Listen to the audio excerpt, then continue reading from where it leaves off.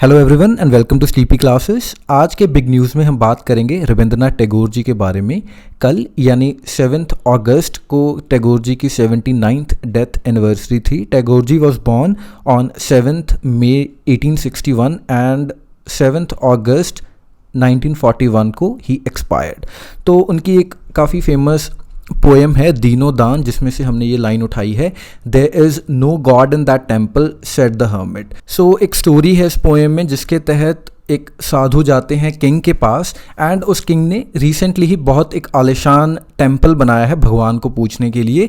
लेकिन साधु का कहना है कि आपने ये जो इतने पैसे लगाए हैं इनसे भी जो भगवान है उस टेम्पल में नहीं आएंगे, क्योंकि जो प्रेजेंटली आपके कंट्री का जो हाल है वो क्या है कि लोग भूखे मर रहे हैं, अकाल पड़ा हुआ है, लेकिन आपने सारा पैसा लगा दिया है एक मंदिर पे, जबकि जो आपके कंट्री के लोग हैं, आपके जो प्रजा है वो भूखी मर रही है, अकाल पड़ा हुआ है। ठीक है जी। सो अब इसकी कोरोलरीज आप जितनी मर्जी ड्रॉ करते रहिए, हम आगे बढ़ते हैं, टैगोर जी की लाइफ के बारे में बात करते हैं। सो टैगोर जी का जन्म जैसे मैंने पहले बताया 1861 को हुआ था एंड इनको गुरुदेव का टाइटल दिया हुआ था। तो आपने कमेंट्स में बताना है कि टैगोर जी को गुरुदेव का टाइटल किसने दिया था। एंड टैगोर जी की काफ़ी ज़्यादा बड़ी भूमिका है in Bengali literature, music and in fact even the Indian art, जिसको वो कंटेक्चुअल मॉडर्निज्म का नाम देते हैं। ठीक है जी। इसके बाद टैगोर जी की बहुत फेमस बुक गीतांजलि, जिसकी वजह से 1913 में उनको नोबेल प्राइज़ भी मिला लिटरेचर में and he became the first non European जिनको नोबेल प्राइज़ मिला था लिटरेचर में। टैगोर जी को ह्यूमनिस्ट, यूनिवर्सलिस्ट एंड इंटरनेशनलिस्ट बोला जाता है एंड एक आर्डेंट एंटी नेशनलिस्ट। तो टैगोर जी का जो कॉन्सेप्ट था that was a very wide concept. वो पूरे दुनिया को एक घर की तरह समझते थे, the whole world is a family type, जो उनका विचार था। And he was against British Raj and independence की एडवोकेशन करते थे, लेकिन साथ ही साथ उनका जो कहना था कि आपका जो दिमाग है, जो माइंड है, वो भी विदाउट फेयर होना चाहिए। यानी ऑल जो पॉलिटिकल इंडिपेंडेंस है उससे ज़्यादा बड़ी चीज़ क्या है कि आपकी मेंटल इंडिपेंडेंस हो, आपका दिमाग फ्री हो। सो आपने जैसे लाइन सुनी होगी, where the head is held high and the mind is without fear, है ना। सो टैगोर जी की काफ़ी फेमस लाइन्स हैं ये। एंड ह्यूमन वैल्यूज़ को वो ज़्यादा तवज्जो देते थे as compared to the narrow national interest and all. तो इसी वजह से गांधी जी के साथ भी उनके काफ़ी मतभेद थे, although both the leaders they respected each other. ठीक है जी। एंड उनकी जो कॉम्पोजिशन है जनगण मन, जिसको भारत भाग्य विधाता जो उनका मेन कॉम्पोजिशन थी उसका एक पार्ट है ये, तो इसको हमने अडॉप्ट किया एज अवर नेशनल एंथम। तो पहली बार इसको कैलकाटा सेशन ऑफ कांग्रेस में 1911 में गाया गया था एंड उसके बाद फिर आफ्टर इंडिपेंडेंस इसको बना लिया गया हमारा national anthem. Let us focus कि रविंद्रनाथ टैगोर जी के नेशनलिज्म पर क्या विचार थे। तो जैसे मैंने पहले बताया, नेशनलिज्म को वो कार्निवोरस एंड कैनिबलिस्टिक बोलते थे। कैनिबलिस्टिक यानी जो इंसान ही इंसान को खाना स्टार्ट कर दे। तो ऐसा उन्होंने क्यों बोला? तो उनका जो कहना था, specifically after the world war 1 Japan को लेकर उन्होंने ये टिप्पणी की थी कि जो पॉलिटिकल सिविलाइजेशन है वो एक्सक्लूसिवनेस के ऊपर बेस्ड है, यानी वो एलियनेशन में बिलीव करती है एंड दूसरों को एक्सटर्मिनेट यानी फिनिश करना चाहती है। ठीक है। एंड ये जो टेंडेंसीज़ हैं कार्निवोरस एंड कैनिबलिस्टिक टेंडेंसीज़, इनसे हो क्या रहा है कि जो लिमिटेड रिसोर्सेज हैं जिनके ऊपर लोग फीड कर रहे हैं उनको स्वैलो करना चाहते हैं। जो नेशनलिस्ट हैं अपने नेशन के लिए मेजर रिसोर्सेज को गैदर करना चाहते हैं। एंड जो दूसरी चीज़ उन्होंने पॉइंट आउट की थी वो ये थी कि जो तो आपके देश की उपलब्धियां हैं उनको आप बढ़ा चढ़ा के बता रहे हैं, अपने लोगों की उपलब्धियों को you come out with very graciously, but जो दूसरे लोग उपलब्धियां हासिल कर रहे हैं आप उनकी टांग खींचने पे लगे हुए हैं एंड उनको आप रिडिक्यूल कर रहे हैं। तो इन अ वे टैगोर वांटेड कि जो टैलेंट है कहीं भी हो आप उसको पहचानिए, उसकी कदर कीजिए एंड ह्यूमन वैल्यूज़ को फोरमोस्ट रखिए। जो नेशंस हैं, नेशनल बाउंड्रीज़ हैं, इनसे ज़्यादा बड़ी चीज़ है ह्यूमननेस। ठीक है जी। उसके बाद he was deeply critical of nationalism, जैसे हमने अभी बात की ही है, एंड इसी वजह से महात्मा गांधी जी के साथ उनके बार बार मतभेद होते रहते थे। इनफैक्ट टैगोर ने गांधी जी को वार्न किया कि ये जो नेशनलिज्म है एंड जीनोफोबिया है, इसमें बहुत एक थिन लाइन है, कभी भी ब्रीच हो सकती है। Nationalism is love for your nation and xenophobia है कि आप दूसरी किसी कम्युनिटी को हेट करना स्टार्ट कर दें। ठीक है। तो अब जैसे प्रेजेंटली जो प्रेजेंट वर्ल्ड ऑर्डर है इसके कॉन्टेक्स्ट में भी जैसे कंजर्वेटिज्म आ रहा है ना, तो यहाँ पर भी अब टैगोर के जो आइडियाज़ हैं वो बहुत ज़्यादा रेलिवेंट हैं। And that is why we decided कि आपको एक बात जो टैगोर के पॉइंट ऑफ व्यू से भी दुनिया का जो नज़रिया है वो दिखाया जाए। ठीक है जी। So Tagore argued that when love for one's country gives way to worship, तो इससे ज़्यादा ख़राब चीज़ और नहीं हो सकती जब आप अपने नेशन के लिए, जो अपनी कंट्री के लिए प्यार है, उसको एक सीक्रेट ऑब्लिगेशन मान लें। तो इसका मतलब क्या है कि आगे एक बहुत इनएविटेबल जो डिज़ास्टर है वो आने वाला है। सो टैगोर का जो एम था वो क्या था कि यूनिटी ऑफ मैन, यानी जो ह्यूमन बींग्स हैं उनकी यूनिटी होनी चाहिए, एंड जो बॉन्डेज है नेशनलिज्म का, इसको ये आपकी जो यूनिटी ऑफ मैन है उसको अचीव होने से रोक रहा है। इनफैक्ट ये डिस्ट्रॉय कर रहा है आपके बॉन्डेज को विद ईच अदर। तो ये काफ़ी एक इम्पॉर्टेंट पहलू था टैगोर के थॉट का। एंड मोर ओवर उन्होंने बोला कि जो एजुकेशन है, आपको बचपन से ही पढ़ाया जाता है कि कंट्री के लिए जान वार देनी चाहिए, कंट्री फोरमोस्ट है, उसके बाद बाकी कुछ है। तो टैगोर ऐसी एजुकेशन के भी खिलाफ थे। उनका कहना था कि जो एजुकेशन ह्यूमैनिटी के आइडल्स के आगे रखती है कंट्री को, ऐसी एजुकेशन को लोगों को विद टाइम उखाड़ देना चाहिए, फेंक देना चाहिए, and in fact people should fight against such things. तो टैगोर का काफ़ी एक ब्रॉड पर्सपेक्टिव था ह्यूमन लाइफ को लेकर एंड ह्यूमन वैल्यूज़ को लेकर। इनफैक्ट उन्होंने कहा कि I am willing to serve my country. ऐसा नहीं है कि मैं अपनी कंट्री के अगेंस्ट हूँ या I want to do ill to my country.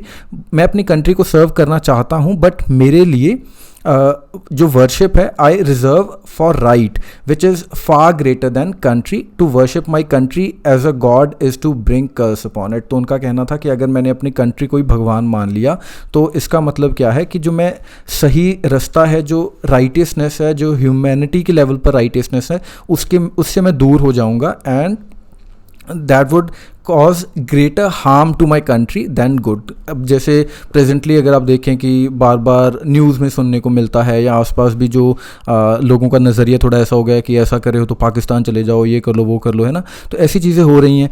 तो इससे क्या हो रहा है कि जो इल विल है, जो सोशल टेंशन है, वो इंडिया में ही डेवलप हो रही है। कोई बाहर से तो कोई ख़राब नहीं हो रहा है, इंडिया अंदर से ही हम अपना ही हार्म कर रहे हैं। तो this was the point of view of Tagore कि अगर आप ह्यूमननेस की बात करेंगे तो ऑब्वियसली आपकी कंट्री के लिए भी वो अच्छा ही होगा, क्योंकि although country at the end of the day है क्या, कंट्री इज़ द पीपल, जो हम उसमें रह रहे हैं वही कंट्री है ना। अदरवाइज़ जो ग्राउंड पर लाइन्स तो जितनी मर्जी बना लो, उससे तो कंट्री नहीं होती।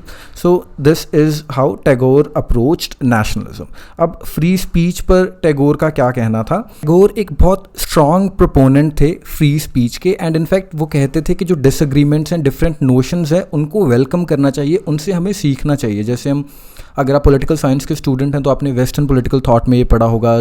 जो थिंकर्स थे जैसे JS मिल, वो उनका कहना था कि अगर सारे लोग मिलकर एक किसी आदमी जिसके डिफरेंट व्यूज़ हैं उसको दबा रहे हैं, तो वो उतना ही गलत है जिसमें एक आदमी सब डिफरेंट व्यू वाले लोगों को दबा रहा है। तो उन्होंने डिक्टेटरशिप एंड जो मोबोक्रेसी है दोनों को कंपैरिजन करते हुए उतना ही गलत बताया था जब किसी के व्यूज़ को आप कुचल रहे हैं, क्योंकि जो थिंकिंग है ये तो इनहेरेंट है, एक ह्यूमन राइट है जिसको आप रोक नहीं सकते, है ना। तो इस चीज़ को भी अगर आप कंट्रोल करने की कोशिश कर रहे हैं तो this is wrong at various levels. तो टैगोर का भी कुछ ऐसा ही मानना था, इसीलिए उन्होंने फ्रीडम ऑफ माइंड को ऊपर रखा from the freedom of country.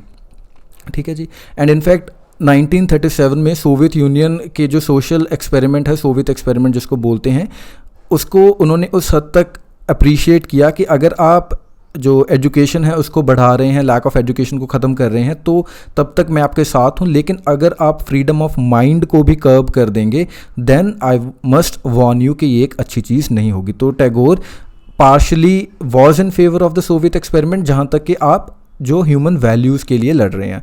But अगर आप अपने आप को थोपना स्टार्ट कर देंगे, जो फ्रीडम ऑफ माइंड को कर्ब करना स्टार्ट कर देंगे, तो देन दैट इज़ डिजास्टर्स। ठीक है जी। इनफैक्ट उनकी एक सेइंग है that it would be an uninteresting but a sterile world of mechanical regularity.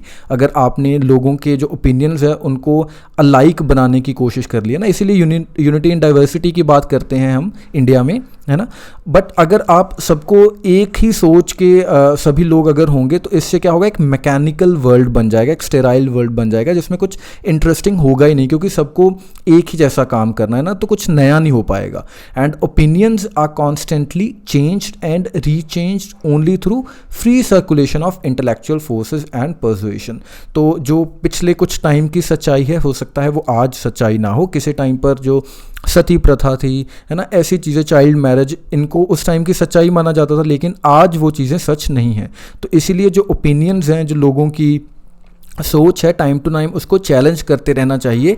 Challenge करने से क्या होगा कि जो, तो अगर आपका थॉट सही है तो जो भी चैलेंजर होगा वो आपकी बात मान लेगा। अगर आपका थॉट गलत है तो आप उसके बाद जो आपका चैलेंजर है उसकी बात मान लेंगे, and then you will be on the right path, है ना। तो इसीलिए जो चैलेंजेस हैं उनको रोकना नहीं चाहिए, स्पेसिफिकली जो free circulation of intellectual persuasion है, इंटेलेक्चुअल फोर्सेस है। एंड उनका कहना था कि violence begets violence and blind stupidity. तो एंटी जो वायलेंस या नॉन वायलेंट तो वो थे, and freedom of mind is needed for reception of truth. तो इसीलिए उन्होंने कहा कि अगर आपका दिमाग खुला होगा, आपके विचार खुले होंगे, तभी आप जो ये जो इंटेलेक्चुअल परसुएशन है इन सब चीज़ों को मान पाएंगे। अदरवाइज़ अगर आप वायलेंट हो गए तो आप इस सारी इनोवेशन को ही किल कर देंगे। ठीक है जी। तो ये रहे टैगोर के विचार ऑन फ्री स्पीच। अब आप अपने एसेज में, आंसर्स में इन सब चीज़ों को कोट कर सकते हैं। Tagore was the master of his time, and आप देखिए कि उन्होंने जो कुछ 100 साल पहले चीज़ें लिखती या सोचा उन्होंने, वो आज भी उतना ही रेलेवेंट है। एंड आज भी लोग 100 साल पीछे जाके उनसे 100 साल आगे की जो प्रेरणाएं ले रहे हैं ना, तो इससे बड़ा तो क्या प्रूफ हो सकता है उनकी जो ग्रेटनेस का। तो आगे देखते हैं टैगोर का फ्रीडम स्ट्रगल में क्या रोल रहा, क्या उनका स्टांस था। सो 1877 से 1970 तक Tagore was in the freedom movement. वो अपना रोल अदा कर रहे थे किसी ना किसी तरीके, जैसे स्वदेशी एंड एंटी पार्टीशन मूवमेंट जो बंगाल के लिए चलाई गई थी, तो उसमें ही वॉज एक्टिव। बट उसके बाद 1921 में जैसे उन्होंने देखा कि कम्युनल एंड कास्ट बेसिस के ऊपर जो सोसाइटी है फ्रैक्चर होती जा रही है, तो उन्होंने कन्फेस किया कि that I took a few steps down the road and then stopped। Line से हमें पता चलता है कि टैगोर ऑल्दो पहले नेशनल स्ट्रगल के साथ चल रहे थे, लेकिन धीरे धीरे जैसे उन्होंने आसपास अपनी चीज़ें देखी, जैसे ही ग्रू, तो उन्होंने देखा कि ये जो फाइट है, इट इज़ अ पेटी फाइट, एंड जो फाइट होनी चाहिए that should be for the human values. तो इसलिए एक ग्रेटर कॉज के लिए he started following that thing। and 1921 में he was critical about the non cooperation movement as well, and उन्होंने अपना एक डर भी व्यक्त किया। he said that he fears कि जो उनके खुद के लोग हैं they might reject them। क्यों? क्योंकि जो लोग थे, वैसे लोग तो हर टाइम पर ही आपको कुछ ना कुछ वैसा एक क्रिटिकल व्यू देखते रहेंगे। जो भी लोग मेन स्ट्रीम लाइन से हटकर कुछ सोचेंगे या कुछ बोलेंगे तो उनके अगेंस्ट जो है वो उस टाइम का जो आप लगा लीजिए, मीडिया लगा लीजिए या उस टाइम के लोग लगा लीजिए, they will be against those radical ideas. लेकिन at the end of the day जो फ्यूचरिस्टिक बात कर रहा है उनको ये सब चीज़ें तो सहनी पड़ती ही हैं। So this is sort of a norm although it is not a good thing. ठीक है जी। So that is all in the context of this video. And अगर आप कोई कोर्स ख़रीदना चाहते हैं, ऑल्दो इसके बाद आपको एक कोर्स का भी ओवरव्यू मिल जाएगा। एंड अगर आप जो डॉक्यूमेंट से डाउनलोड करना चाहते हैं तो आप हमारी वेबसाइट या टेलीग्राम चैनल या फिर इस नंबर पर कॉल करके जो भी अपनी क्वेरीज वगैरह हैं वो पूछ सकते हैं। That is all in the context of this video. And now before we wind up, let me inform you about the courses that we are running for UPSC 2021। General studies के लिए pre plus mains batch यानी हमारा PCM batch है, जिसमें answer evaluation and without answer evaluation का जो option है available है आपके पास, एंड आप इसको इंस्टॉलमेंट्स में भी परचेज़ कर सकते हैं। ऐसे कोर्स है हमारा फॉर 2021, एंड ऑप्शनल के दो हमारे पास कोर्सेज हैं, पॉलिटिकल साइंस एंड सोशियोलॉजी। उसके बाद इन सभी कोर्सेज़ की अगर आप कोई कॉम्बिनेशन लेना चाहते हैं, PCM प्लस एसए या PCM प्लस ऑप्शनल या PCM एसए एंड ऑप्शनल, वो भी आपके पास ऑप्शन है। एंड फाइनली हमारी प्रीलिम्स की टेस्ट सीरीज़ है जिसमें आप विद वीडियो सोल्यूशंस या विदाउट वीडियो सोल्यूशंस आप परचेज कर सकते हैं।